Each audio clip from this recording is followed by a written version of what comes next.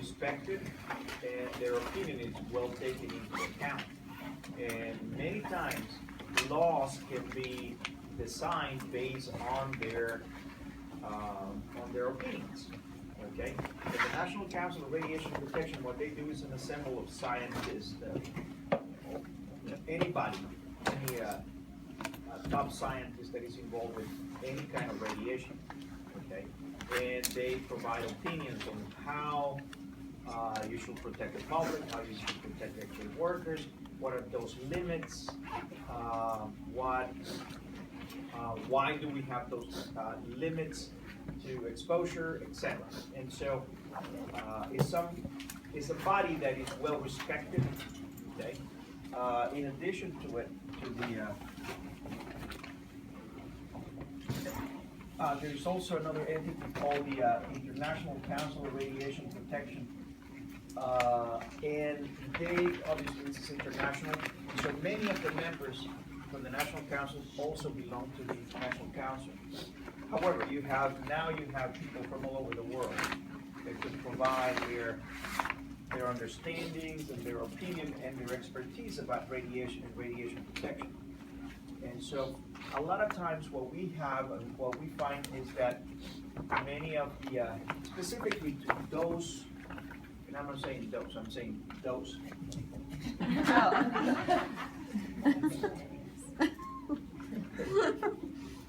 That limits, all right, these guys are always on top. Okay. All right. They are, when I say on top, meaning that they are more restricted when it comes to exposure. Okay. And usually what happens is a few years after, the National Council will adapt what they are saying, because almost all the members from here also are here. That is, for whatever reason, is to have, especially those limits to be changed here in the U.S. It takes time, and so a lot of times they go here, and then eventually the National Council just brings it as an opinion. Okay, and what they do is not every year, but every so often they will come up with reports, and you will see them. Take a look at the reports. Some of the reports deal specifically with shieldings. Reports deals with patient dose, with radiation workers dose. So different items they bring out. And so once again, well-respected body of knowledge. And their opinion, once again, their opinion is taken very seriously by the government. And many times, their opinion eventually will become the rule, the rules that we have. When it comes to imposing rules,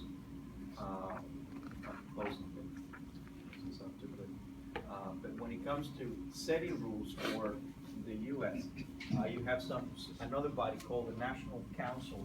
No, I'm sorry. Ncrp.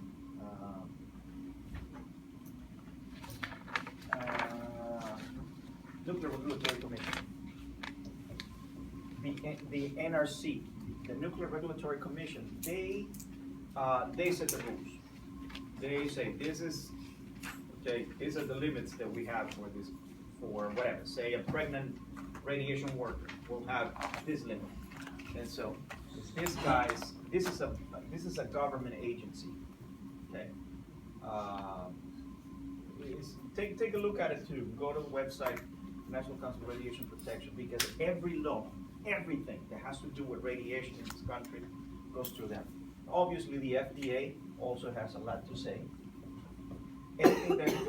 Anything that has to do with X-ray equipment or any type of equipment that can possibly create ionizing radiation or just radiation in general, it has to go through the approval of the FDA. Okay. Even though you say Food and Drug Administration, well, they do. For example, any X-ray equipment that is sold in the U.S. has to have their approval. Okay. And so they are in charge of anything that has to do with equipment and equipment that can create radiation will go through the FDA. For example, your microwave. All microwaves have to be approved by the FDA. X-ray equipment, fluoro equipment, C-arms, fluoroscans. Everything has to go through them. Okay. There is another agency, the Environmental Protection Agency, the EPA. They also get involved because anything, these guys, for example, if a lab is using a radioisotope, okay, or they are creating radioisotopes with a linear accelerator, for example, and it needs to be moved to a hospital, okay? So they have jurisdiction over the hospital and they have jurisdiction over the lab. Once it leaves the lab, then it's the jurisdiction of the Environmental Protection Agency. Say when, for example, do you see what I'm saying? Where you need to transport radioisotopes. Many radioisotopes cannot be created in a hospital. Okay, they need to be created maybe in a nuclear reactor, maybe in a linear accelerator, far away. And so if it needs to be transported, say you need to take it in a truck, you're not gonna send it UPS. It doesn't work that way, all right? You're not gonna send it, whatever carrier you like. It's not gonna work that way. And so, and by the way, there are people that do that. They will transport radioactive material, they will transport chemical material. Anyway, there are specialized groups that do that. And so if it is leaving a facility, okay, if it is going from one area to another and it's gonna be close to the public, it then is the EPA that gets involved. So, for example, if you're moving, say, nuclear medicine department needs a radioisotope, and the permits are very strict. So, because you need permits for everybody. The NRC, a lot of times the FDA will also get involved in the EPA. And so typically a hospital will assign one person. Typically one person can be a radiologist, an oncologist, a physicist that will be in charge of handling once the material is delivered to the place, they are responsible for it. Okay? So you need to have a license. So not anybody can just go and say, oh, send me an ounce of uranium or whatever. You just don't do that. Okay? You need to have a special license for it. That makes sense? Which agency does what? Okay, so remember, this is really not, even though they are appointed by Congress, they don't have any power to impose a law. These guys, remember, this is the International Council of Radiation Protection. The Nuclear Regulatory Commission, they do. Okay? Anything that has to do with radiation. And that can be nuclear power plants, nuclear weapons, nuclear or X-ray equipment, medical equipment. These guys are involved. Okay. The FDA in the manufacturing of any equipment that can create ionizing radiation or just radiation in general, like microwaves.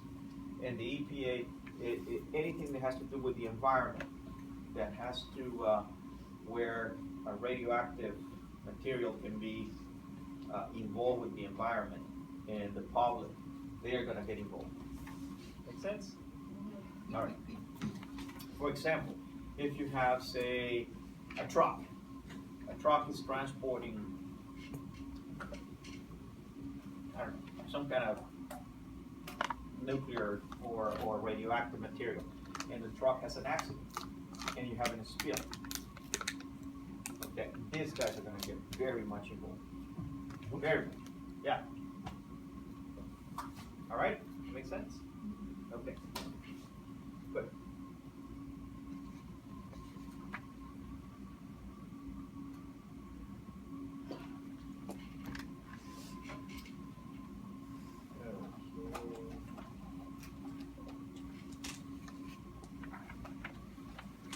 So this is what we were looking at last week.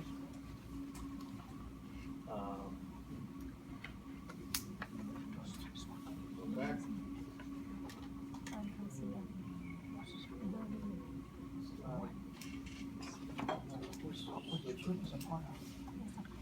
All right, so we were talking about barriers last time. Any questions about barriers? We're gonna get more specific later on the thickness and how much they are supposed to absorb, how much radiation they are supposed to absorb. Right now, just think that if the X-ray tube is capable of pointing to a wall, that wall typically has to be primary. It also has to do with the distance, how much distance you have from here to here. If you have more than 7 feet, maybe primary wall might not be required. Okay. What is the likelihood that you're going to point your X-ray tube in that direction it might decide if it is a primary wall. For example, in that room, okay, we can create X-rays with that room, right? Are you capable of turning the X-ray tube and pointing to that wall towards anatomy? No. Yes, you can. You can turn it. When you put it, you just turn it and point it to the wall. Oh. Yeah, it's possible to do that, but what is the likelihood that we're gonna do that? Not likely. No. Not likely. You know, probably never, okay? You have to be, why can you do that way? Nothing. You can do a foot like that. I don't know. There is no likelihood that we're gonna do it. And so that wall going to the anatomy lab, it was a concern when we were building that room because we have students on the other side. They are sitting, they have panels with models and whatever, display stuff against the wall, but at the very corner, there's nothing there. There's a counter, I think. And the students are sitting maybe 5 feet, 4 feet away from it. So it was of concern, but then we looked at it and said, there's no way we're gonna point that wall. Why invest another 10 grand when we're never gonna point that X-ray tube that way? So why another primary wall? So that wall is secondary wall. Make sense? Mm-hmm. Okay, so there is not only one thing that you think about it.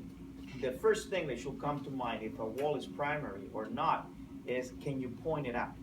And then there are other factors that you take into account. For example, distance, the likelihood that you're going to point that X-ray tube in that direction. Another one, how about that wall going that way? Can we point the X-ray tube that way? Mm-hmm. Yeah, it is very possible that we can go that way. Okay, but what is the likelihood that we're going to have a person on the other side?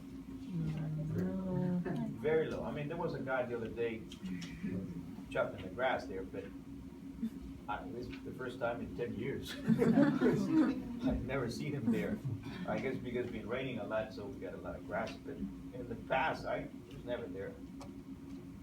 And you might say, well, how about the squirrels or the ants or the low only refers to people, all right? Someone that is really involved might say, well, but I don't know. So that wall, in that case, even though we can point the X-ray tube in that direction, it's not a primary wall because the likelihood of having someone on the other side is low, it's minimal. Okay, yeah? You said you're factoring distance and the likelihood, but what was the primary consideration? Can you point it out?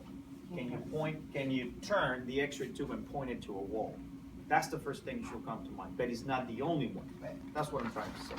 It's not the only concern. Okay, there are other factors that come into play, but that's number one. And then, once again, we'll look at more carefully later on, but just in general, just think of some of the possibilities I gave you there.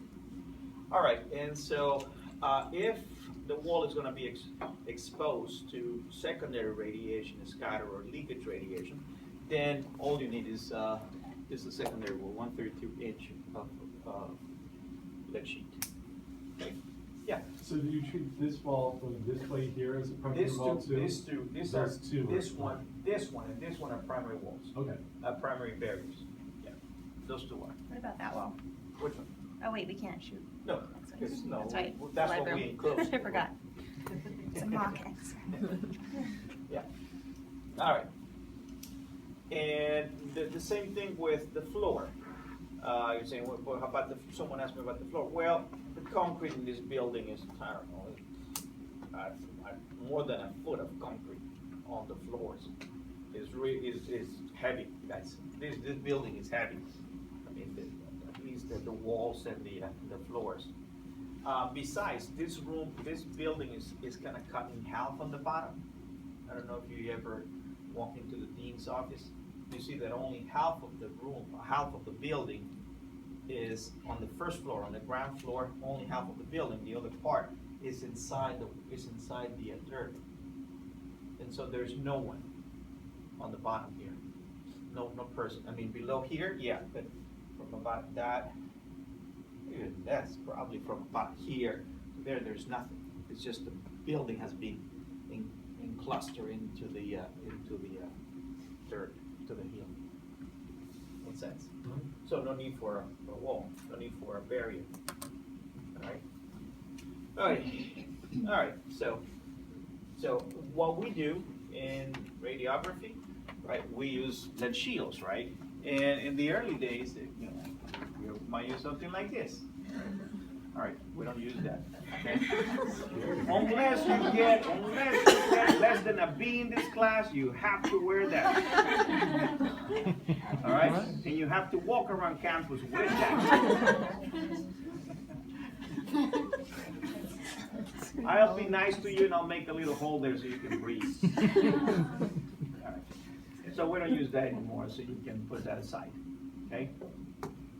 Don't look at me seriously. Okay. So this is what we use. This is typically a lead shield, what an X-ray technologist will wear.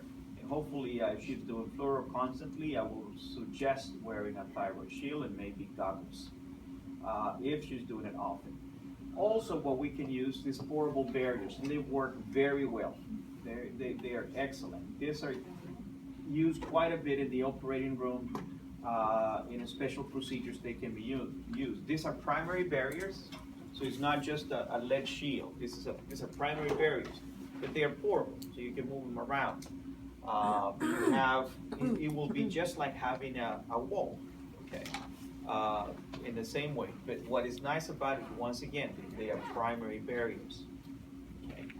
All right, so a lead apron protects occupational exposed personnel from scattered radiation. A lead mobile X-ray barrier, they can go from 0.5 to 1.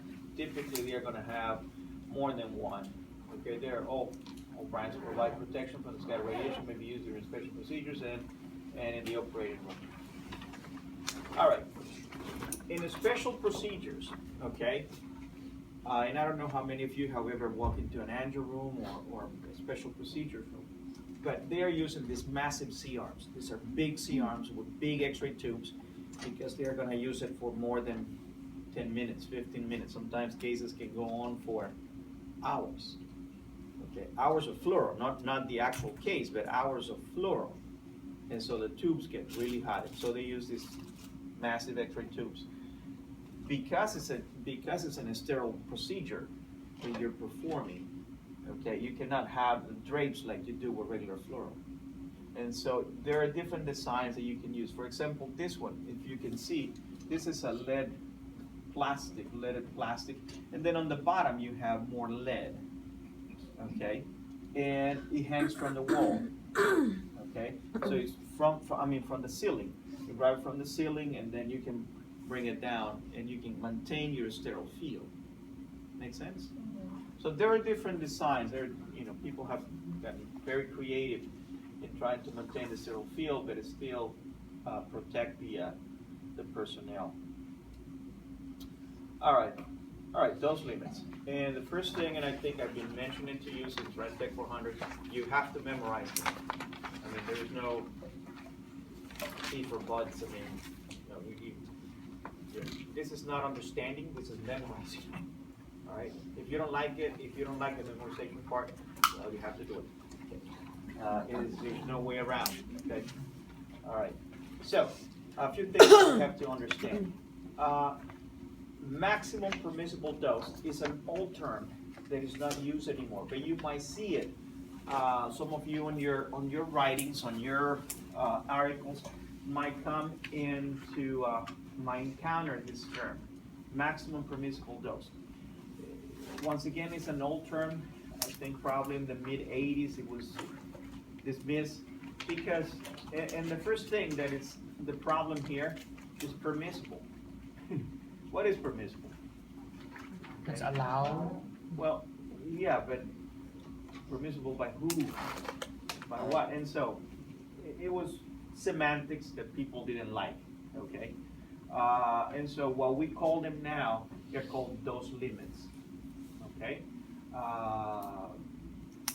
Or some people will say maximum dose, but once again, that's an old term, okay? The term that we use nowadays is dose limits. All right, so here's the explanation of the Ncrp, and which I already gave it to you. One thing that I didn't mention was the National Academy of Sciences. Okay, the National Academy of Sciences. This is the academy. This is the association of scientists. Okay, the big brains in at least in this country. Okay, these are the big brains, the people that really know this stuff and they have really studied and spent a lot of time studying and doing research about it. So from here, the National Academy of Sciences will pick those who are best suited, okay? Those who understand the most about radiation and radiobiology and radiation protection, and then they will appoint them to the Ncrp, Okay, so okay, basically with the approval of Congress. Okay. It's also another group that also gets involved is the National Safety Council. Okay, anything that has to do with the public. You know, highway safety, everything. I mean, as simple, well, as simple, but as something as common as that to something that has to do with radiation. All right. So let's take a look. Current dose limits are based on a linear, non-threshold dose-response relationship. Okay, and they are considered to be an acceptable level of occupational. And look, I underline occupational radiation exposure because there are no, and listen carefully here for a second, there are no dose limits for patients. Okay? Let me say it again. There are no dose limits for patients. There are dose limits for radiation workers. And this is the occupational radiation exposure. Okay?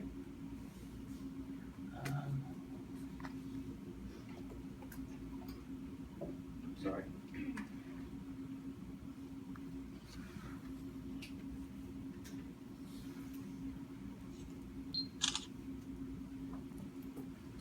All right, so effective dose. What is reported when you have a dose limit? Okay, say here, you have dose limits are based on linear non-threshold. Is this clear for everybody? Linear non-threshold? Mm-hmm. Okay, good. Why do you think we use the linear non-threshold? If we don't know exactly what is going on at very low levels, the levels that you and I are exposed to. That's all we have. Huh? No, that's not all we get. All we have. No. Huh? Possibly an overestimation? But why do we overestimate? To be on the safer side?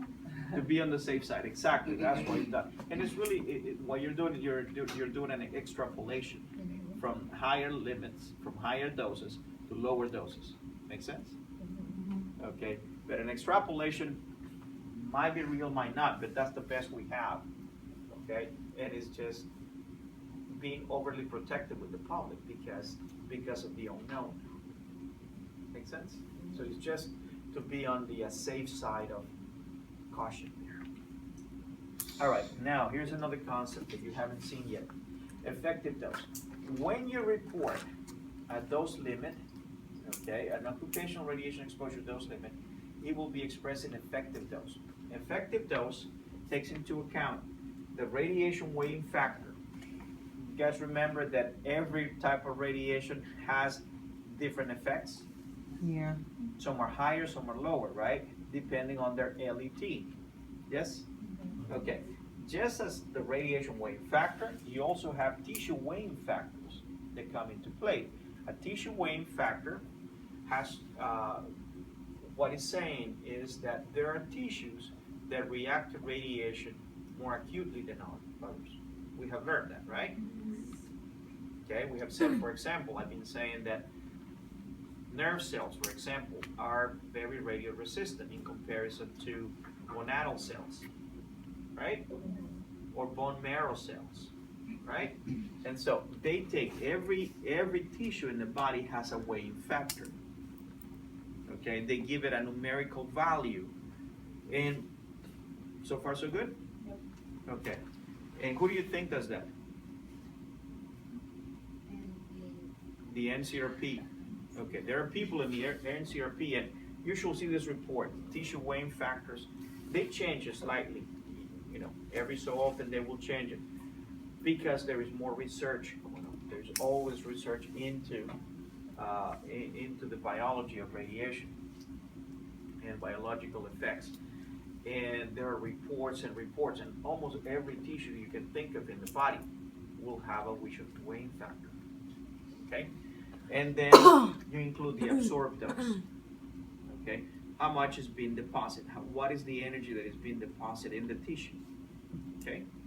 So there is 3 things that you have to take into account when an effective dose is reported. All right, why do we need dose limits? Okay? We need dose limits so we can limit the risk of the stochastic effects. What are the stochastic effects, Hilda?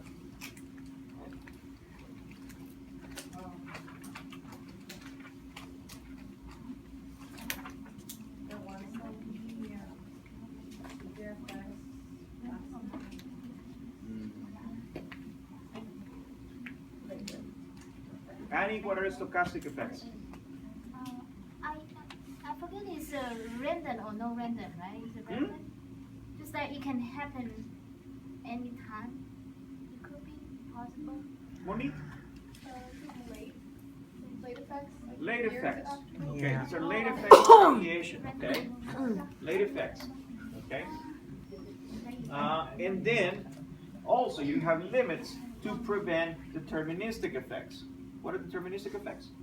The ones that happen at a certain time. Exactly, you have a threshold, right? Those are deterministic effects. All right, these are non-deterministic effects. We don't know when they happen, okay? Typically related to late effects, as Monique had pointed out. All right? All right, so stochastic effects. These are effects of which no threshold dose of radiation exists, such as cancer and genetic effects. We don't know when they happen. We don't know how long it will take for it to happen. Okay, deterministic effects. Okay, these are effects for which there's a threshold dose is assumed, such as cataracts, skin erythema, and sterility. Need more time? I'm sorry. Okay, sorry. I have a question. Yes, go ahead. On one of the previous slides about the the National Academy of Sciences. They pick No, who? not, yeah, okay, go ahead. I'm asking who do they pick again? Pick who's goes into the NCRP? Those that are involved in radiobiology, radiation protection, different types of radiation. So anybody who's involved with radiation, They pick who they goes will into the put them in the National Council. See, the Academy of Sciences, this is this is a club of scientists. And scientists from all walks of life, you know.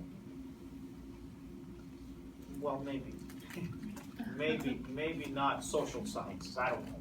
I don't know. Okay, maybe not psychologists or that's kind of the other science, right? Okay. Mhm. So, but everybody that is involved with math, engineering, biology, chemistry, physics, those scientists, they have their own club, right? It's a big club, it's a big association. And so you have people from all fields. And so those that get involved with radiation and are doing research with radiation, okay, those are the ones who are going to be picked. Because, you know, why are you going to pick someone that is looking at squirrels, right? Or plants? It's not going to help. Make sense? Yeah. Okay. It means they have a meeting every year. I don't know, I have not been invited.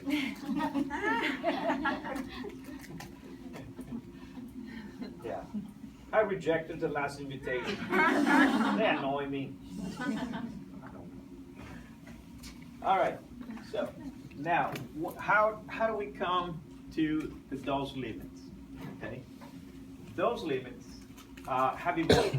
Okay, throughout the years they have changed, and you know, you adjust them and you change them a little bit, you tweak them a little bit, and this is just so you can send. I have it here. You don't have to memorize all of this, but just for you to have a sense of how things have changed.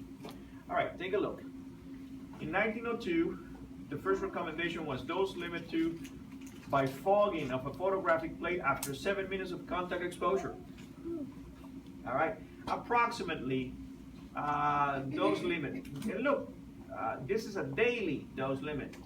Okay, 10,000 milligrams. Yeah. All right. You know, you expose a photographic plate after 7 minutes of contact exposure. Contact exposure means you're really close. Okay. All right. 1915. Lead shielding tube needed. No numeric exposure levels was given. So just you're exposed to radiation or X-ray or gamma. Put a lead shield. That's all. 1921. General method to reduce exposure by the British. 1925, it is entirely safe if an operator does not receive every 30 days a dose exceeding 1/100 of an erythema dose. Wow. Look at that, limit, 200 milligrams daily. All right, and then so on and so forth. There are some interesting ones here. Let's see, for example, this one, 0.001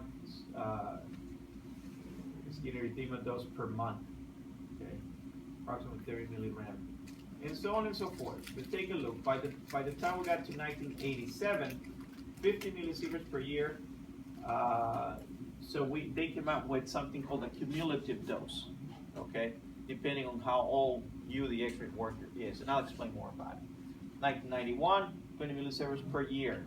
Okay, International Commission on Radiation Protection. That's what they recommended. Okay. So let's take a look. Now, just to give you a sense, this is important. Do you need to memorize it? No, but it's important that you get an understanding of it. This is the radiation weighing factor. Remember, I told you that different types of radiation will get a different weighing factor depending on their LET. All right, so take a look. And the higher the number, the more damaging they are. All right, that's one thing you want to keep in mind. The higher the number, the more damaging it is. So X-rays, gamma rays, and some electrons, I have to clarify, not all electrons, some electrons will have a weighing factor of 1. So anything that we use in diagnostic radiography will have a radiation weighing factor of 1. Okay? But now take a look. Neutrons, they have, because you have fast neutrons, slow, neutral neutrons, and so they will have different energies. Some of them, those above 100 keV to MeV, they will have a weighing factor of 20. Okay, protons will have a weighing factor of 2. Alpha particles. Remember, I always keep referring to alpha particles, how damaging they are. They don't travel very far, but they are very bad for you. Yeah, look at the weighing factor, 20. Okay, so well, you need to be concerned. Anything that is not wave radiation will have a weighing factor, with the exception of some electrons. Okay, some electrons. Why I say some electrons? Because they can have different energies too. Okay, and when we say electrons, we're talking about beta particles. Okay, and so they will have different energies. All right, but what is important to remember is that every type of radiation will have a different weighing factor. Which one of you is writing about radiation effects in space? Oh, you were trying, yeah. Take a look at the Ncrp website, because they have a new report on radiation effects on astronauts, because they get exposed. Astronauts get exposed to all kinds of crazy radiation, especially fast neutrons, and many of them get heavily exposed. And so the NCRP is trying to limit how much a person can be in that space, because that is one of the, there are many concerns, okay, but one of those concerns is the radiation exposure. Is heavy, especially when they go out and do space walks. They get exposed. There's nothing to protect them. Okay, I mean what can you give them to protect them?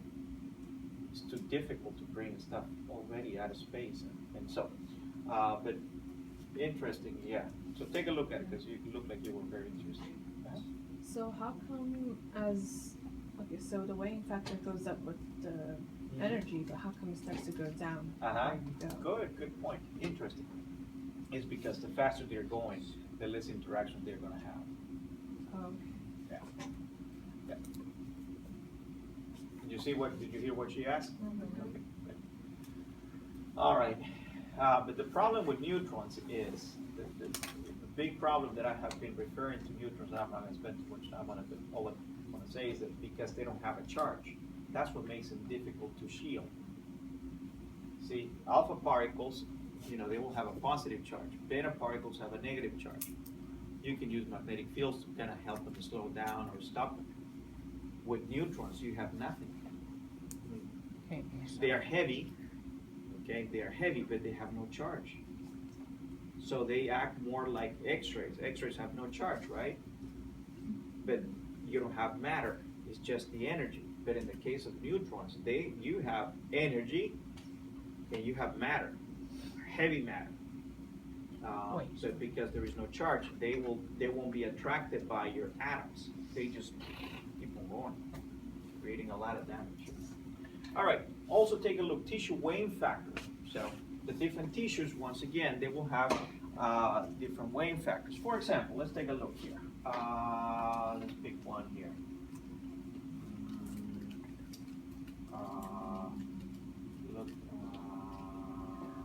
Okay, for example, look at the stomach. Okay, the stomach has a 0.12. All right. Now let's look at gonads. Okay, they're on 0.2. So it's the highest you can have. So the gonads have a high tissue weighing factor. The higher the number, the more susceptible to radiation. The more radiation damage it will incur on that tissue. Okay.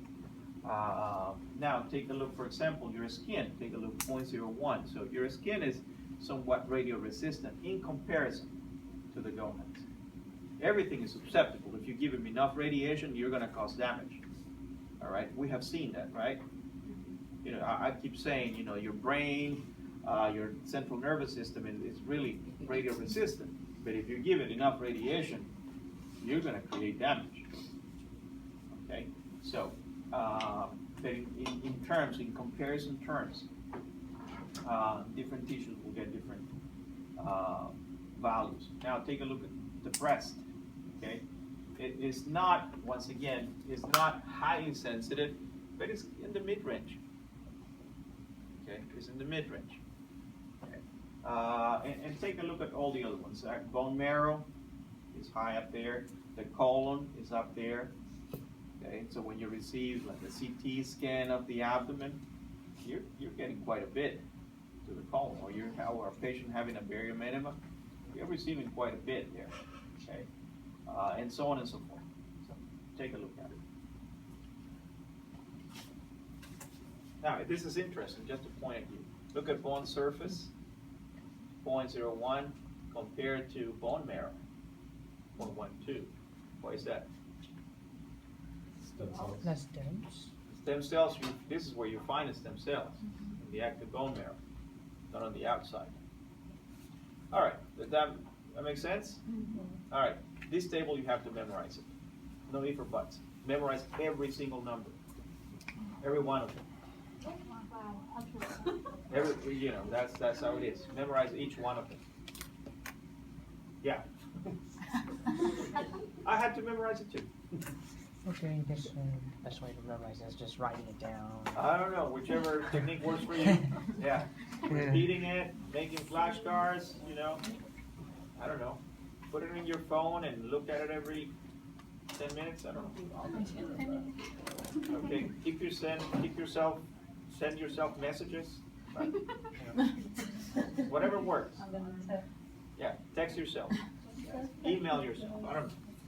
Yeah, but you need to memorize it. Let's talk a couple things that are interesting here before we end class.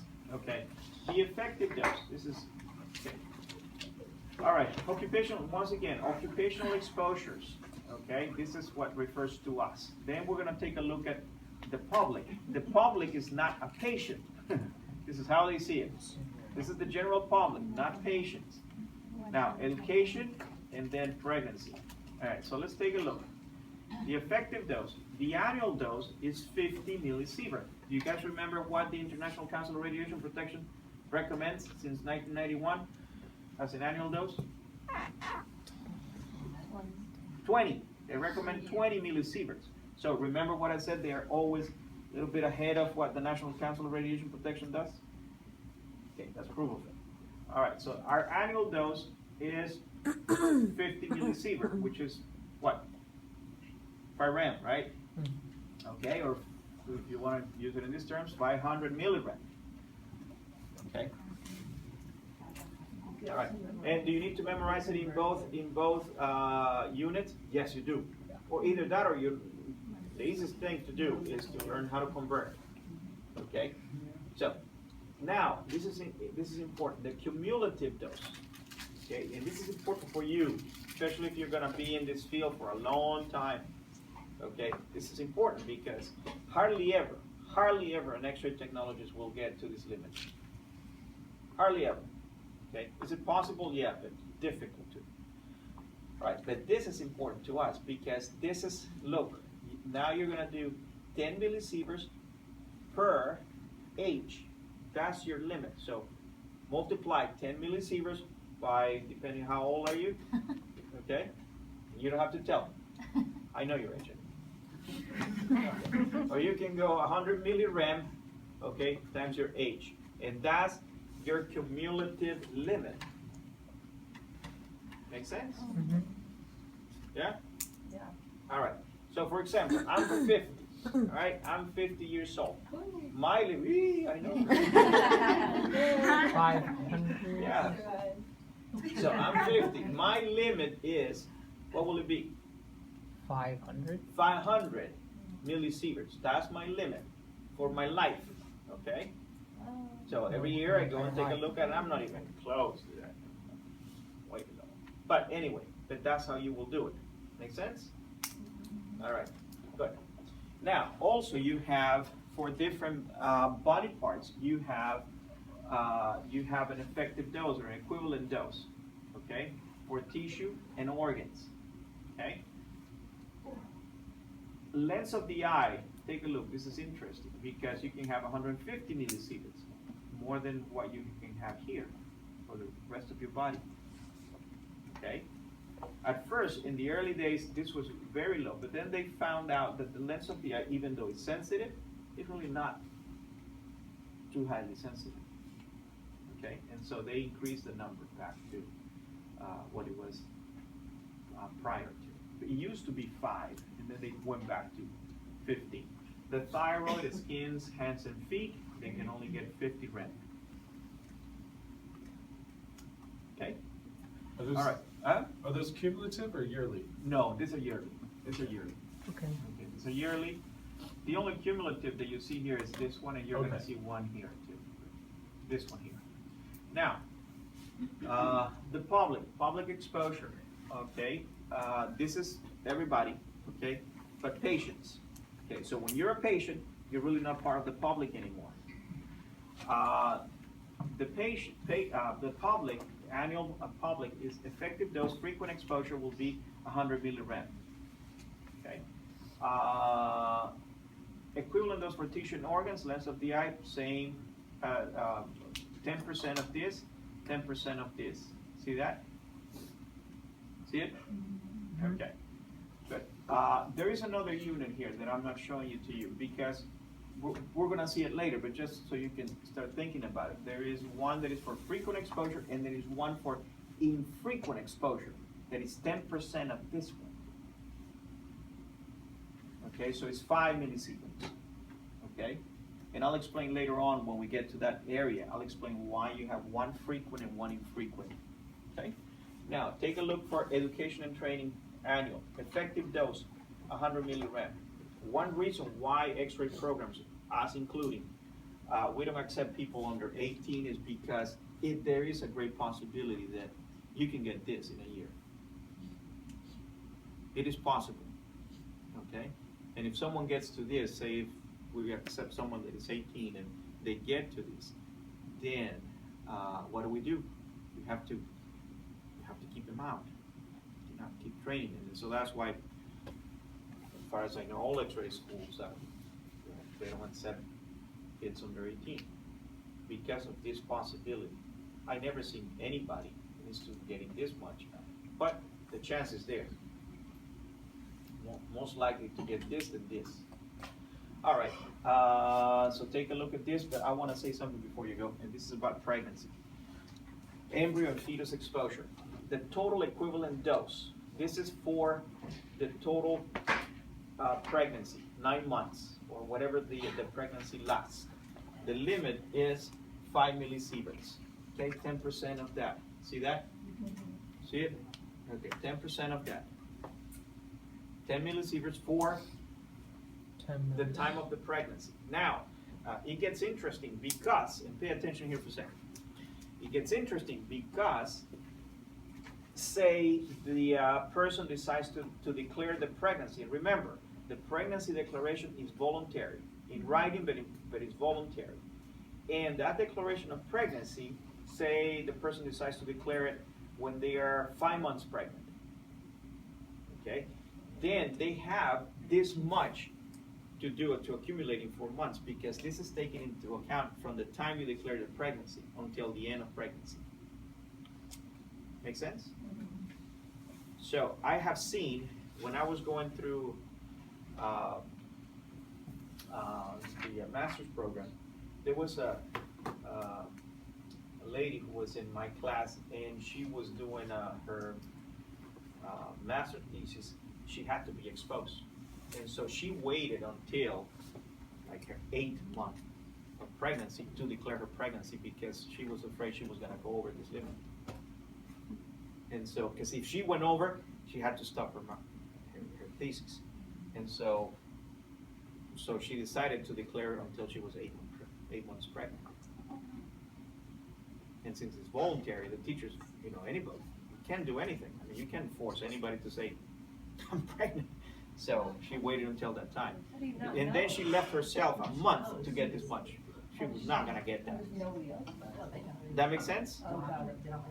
Make sense? All right. Now, can you, so it can get kind of tricky there. But she was very involved. She didn't think it was going to have any effects on the baby. And it was her choice to do that. Okay. The equivalent dose in 1 month. Now, this is for 1 month. The equivalent in 1 month. You cannot accumulate, if pregnant, you cannot accumulate more than 50 millirem in a month. That makes sense? So you have two, right? You have 2 doses. One that is the total for, from the moment you declare pregnancy until the baby is delivered. Okay? And then the other one, equivalent dose in a month. Okay? All right. Okay? Questions? We're done. Yeah. Memorize.